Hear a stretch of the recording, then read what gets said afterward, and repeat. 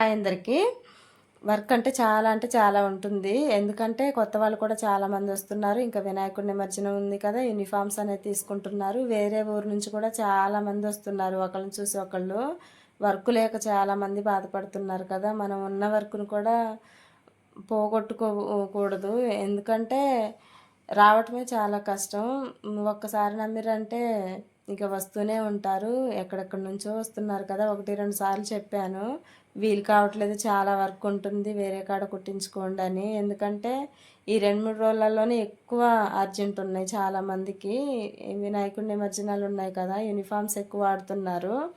ఇది మాత్రం వేరే ఊరు వాళ్ళయి.